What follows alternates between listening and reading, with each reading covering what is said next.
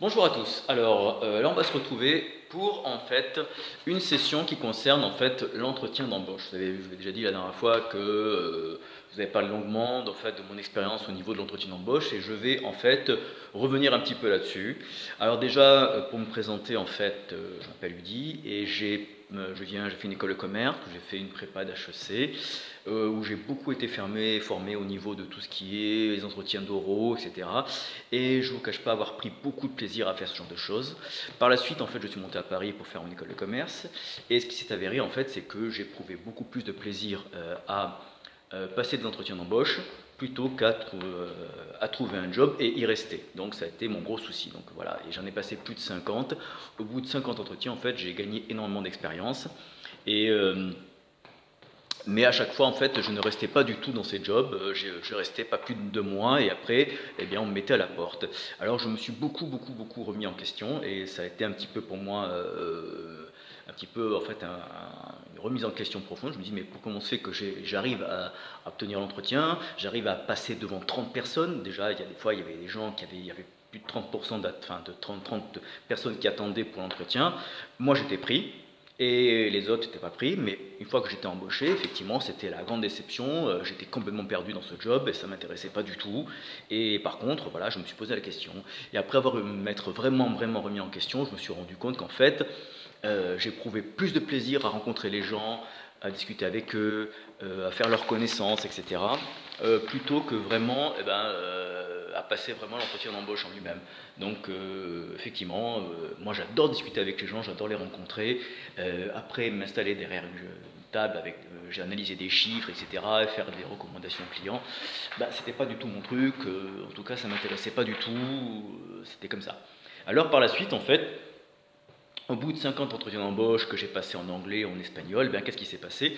J'ai acquis beaucoup d'expérience. Et cette expérience-là, en fait, par la suite, je l'ai consignée dans une méthodologie qui m'a servi par la suite. Et je l'ai réappliquée par la suite, donc vous verrez la vidéo à côté, vous pouvez la suivre, il n'y a pas de souci. Mais aujourd'hui, en fait, le sujet qui nous amène, alors pour finir un petit peu avec mon histoire, en fait, bon, je me suis rendu compte que j'aimais beaucoup rencontrer les gens et que j'adorais jouer des rôles. Donc par la suite, en fait, j'ai fait 7 ans de théâtre où je me suis vraiment éclaté et effectivement, changer de personnage, jouer des rôles. En fait, ça a été ma vocation, c'est faire du théâtre. Par la suite, j'ai changé de métier, etc. Donc maintenant, en fait, régulièrement, je demande à des gens, en fait, il y a des gens qui font appel à moi pour que je les coach au niveau de l'entretien d'embauche. J'ai fait des ateliers à la mairie de Paris, etc., pour approfiner tout ça, et je m'intéresse beaucoup au développement personnel. Alors maintenant, dans le sujet d'aujourd'hui, c'est le piège de la fameuse poignée de main. Alors, c'est quoi ce piège de la fameuse poignée de main?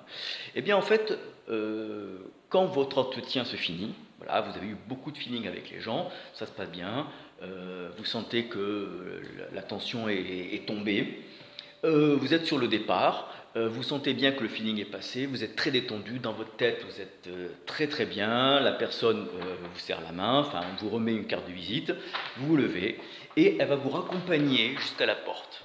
Alors ça, vous allez me dire, mais ça arrive souvent, c'est normal.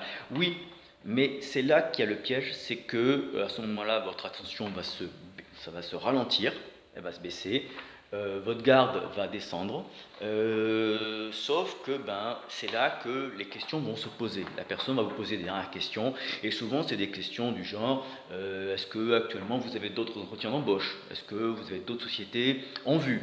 Qu'est-ce que les gens disent de vous dans les entretiens d'embauche quand vous les rencontrez? Et tout ça, c'est des choses qui arrivent souvent sur les derniers mètres avant la porte. Et c'est ça le danger.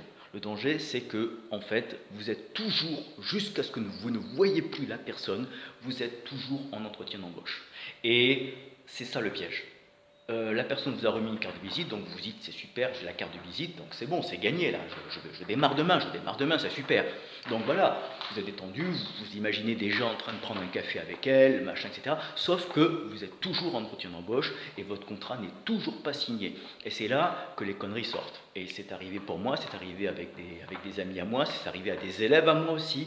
Et ça, c'est un piège sur lequel je voudrais insister. Donc effectivement, vous vous projetez déjà dans la boîte, c'est super, vous imaginez téléphoner à vos parents, dire ça y est, j'ai le job, etc.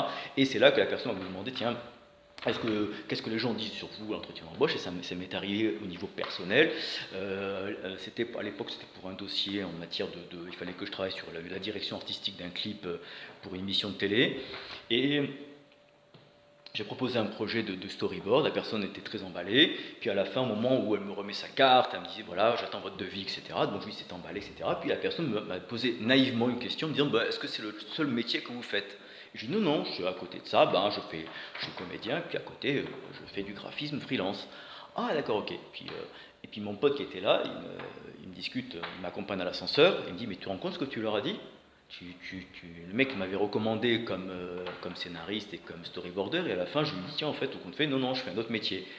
Et automatiquement la négociation est tombée, donc la personne ne m'a pas du tout pris au sérieux, elle m'a pas du tout pris mes compétences au sérieux, et automatiquement pour elle je suis une espèce de couteau suisse, et c'est pas du tout ça qu'il fallait dire.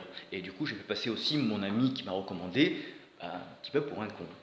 L'autre épisode qui s'est produit, c'est avec aussi un de mes élèves et un ami aussi la même chose, qui ont passé des entretiens, qui étaient très très motivés pour passer l'entretien partout en France. Alors là, motivés, hein, pour le coup, ils ont bien été formés, puis ça se passait bien. Sauf qu'au moment où la personne leur serre la main, leur a remis la carte de visite et il a raccompagné à la porte, la personne leur dit alors qu'est-ce que les gens pensent de vous au niveau des entretiens quand vous passez d'autres entretiens partout dans les autres villes de France, surtout que la personne dont je vous parle, elle était motivée, c'était vraiment pour un poste de cadre, pour gérer des ERP de haut niveau, donc ils cherchaient vraiment des gens de très très haut niveau pour gérer des méga logiciels qui vont gérer les entreprises, etc. Donc la personne était très très motivée, voilà, elle est allée jusqu'à Lyon, elle est allée jusqu'à Strasbourg, etc. Donc on ne peut pas faire plus motivé que ça.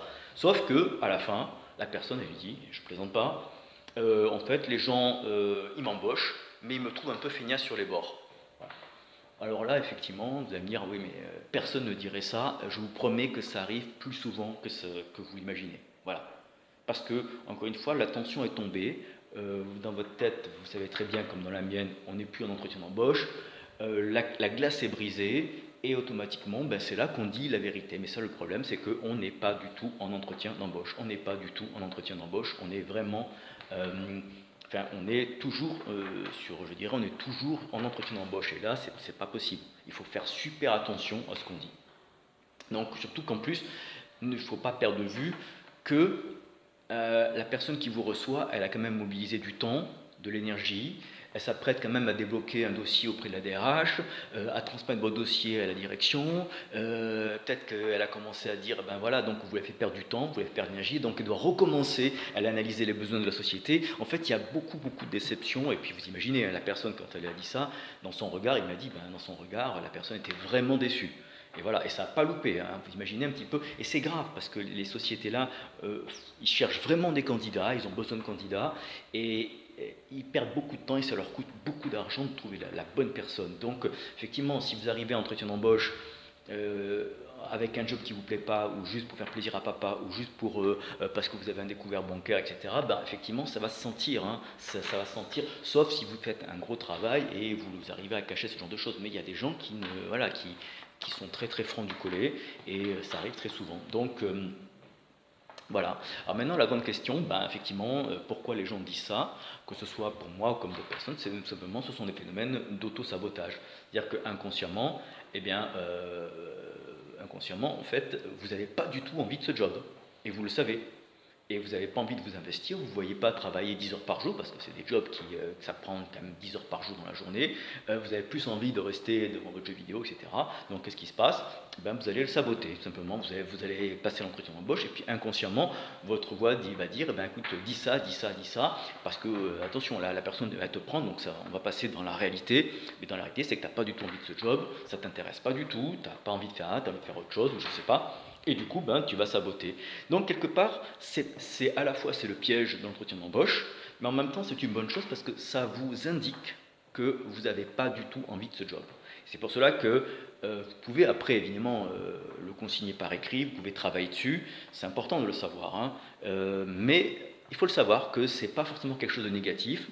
ne pas réussir son entretien d'embauche, ça peut arriver, et souvent c'est un indicateur qui indique que en fait ce job ne vous intéresse pas.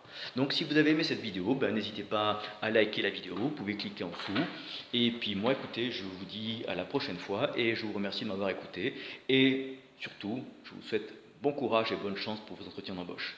A très bientôt.